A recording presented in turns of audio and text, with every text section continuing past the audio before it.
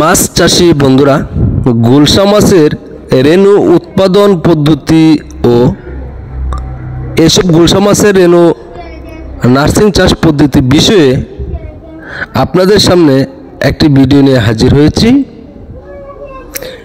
এই পুরো ভিডিও জুড়ে আজ আমরা আলোচনা করব এবং দেখাবো কিভাবে গুলশা মাছের নার্সিং করা হয়। আমরা সকলেই জানি রেণু চাষে লাভের উপর লাভ হয়ে থাকে, তাই এসব রেণু চাষ করতে হলে প্রথমে পুকুর প্রস্তুত করতে হবে। তার আগে আমাদের এই ভিডিওটি যেখান থেকে দেখছেন, দেশ অথবা প্রবাস, সবাইকে জানাই ফিশ বিডি চ্যানেলের পক্ষ থেকে আন্তরিকভাবে শুভেচ্ছা ও অভিনন্দন। আমাদের চ্যানেলে যদি আপনারা নতুন মেম্বার্স হয়ে থাকেন, তাহলে মাছ চাষ সম্পর্কে নতুন নতুন ভিডিও পেতে আমাদের চ্যানেলটি সাবস্ক্রাইব করুন, পাশে থাকা বেল আইকন অন করে দিন। একটি লাইক দিয়ে পুরো ভিডিওটি উপভোগ করুন, আশা করি উপকার আসবে। মাছ চাষী বন্ধুরা, রেণু নার্সিং চাষ করতে হলে প্রথমে পুকুর প্রস্তুত করতে হবে, আমি আগেই বলেছি। এসব রেণু যদি নার্সারি পুকুরে চাষ করা হয়, তাহলে নার্সারি পুকুর কিভাবে প্রস্তুত করবেন, তাহলে আজ ভিডিও থেকে দেখে নিন। প্রথমেই এমন একটি পুকুর নির্বাচন করতে হবে কমপক্ষে 8 ঘন্টা রৌদ্র থাকে। তারপর ওই পুকুরটি পুরাতন হলে সেচের মাধ্যমে সেচ দিয়ে পুকুরটি শুকিয়ে তারপরে পুকুরের তলানিতে প্রতি শতাংশে 1 কেজি হারে চুন প্রয়োগ করতে হবে। কাদা যদি বেশি হয় তাহলে চুন বেশি দিতে হবে। 1 ফিটের বেশি কাদা হলে তাহলে চুন বাড়িয়ে দিতে হবে। তারপরে ডিআইপি সার 100 গ্রাম প্রতি শতাংশে, লবণ 50 গ্রাম প্রতি শতাংশে সারা পুকুরে ছিটিয়ে দিতে হবে। তারপরে দিতে হবে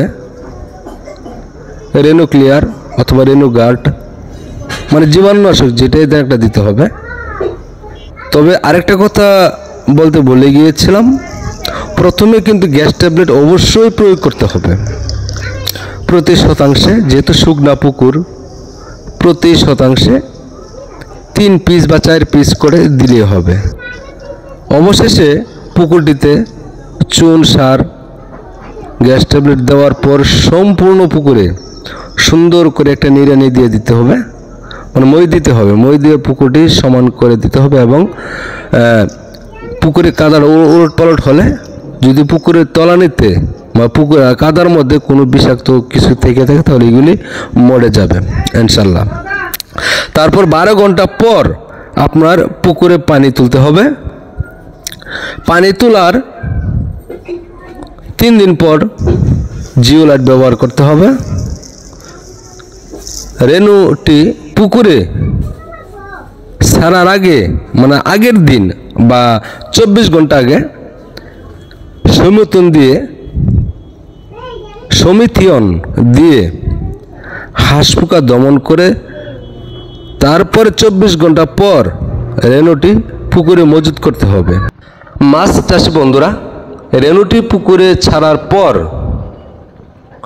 মানে ছাড়ার যে সময়ে ছাড়বেন এই সময় থেকে 12 ঘন্টা পরে রেণুটিকে খাবার দিতে হবে।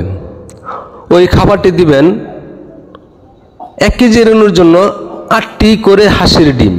ওই হাঁসের ডিম সিদ্ধ করে ভিতরের যে কুসুম আছে ওই কুসুমটি ভালো করে পানিতে গুলে নিতে হবে। গুলে তারপর ওই ডিমের কুসুমের যে পানিটা আছে ওই পানিটা সারা পুকুরে ছিটিয়ে দিলেই ইনশাল্লাহ এইসব রেণুর খাবার হয়ে যাবে। ওই খাবারের সাথে চাইলে আপনারা একটি ভিটামিন দিয়ে দিতে পারেন, যেমন ভিটামিন ডি, প্যানবিট আছে, আর অন্য কোম্পানি আছে। তো প্যানবিট যেটা আছে ওটা দিলেই আমার মনে হয় অনেক ভালো হবে। তো মাছ চাষী বন্ধুরা, আপনারা যদি এসব রেণু চাষ করতে চান অবশ্যই পরিচিত বা বিশ্বস্ত হ্যাচারি থেকে এইসব মাছের রেণুপনা সংগ্রহ করে তারপর পুকুরে মজুত করবেন। তো মাছ চাষি বন্ধুরা, আমরা অভিজ্ঞ ডাক্তার দ্বারা উৎপাদিত রেণু হ্যাচারিতে সরাসরি বিক্রি করে থাকি এবং সারা বাংলাদেশে বিশ্বস্ততার সাথে অর্ডারের মাধ্যমে হোম ডেলিভারি দেওয়ার সুব্যবস্থা রয়েছে। আপনারা যদি আমাদের কাছ থেকে এসব গুলশা মাছের রেণুপনা সংগ্রহ করতে চান তাহলে ভিডিও স্ক্রিনে থাকা নাম্বারে সরাসরি যোগাযোগ করুন। আমাদের ঠিকানা ধলা, ত্রিশাল, ময়মনসিংহ। ভিডিওটি যদি বিন্দু পরিমাণ আপনাদের ভালো লেগে থাকে অবশ্যই একটি লাইক দিবেন। একটি লাইক দিয়ে আপনাদের পাশে থাকার সুযোগ করে দিবেন। আজ এই পর্যন্তই। আসসালামু আলাইকুম।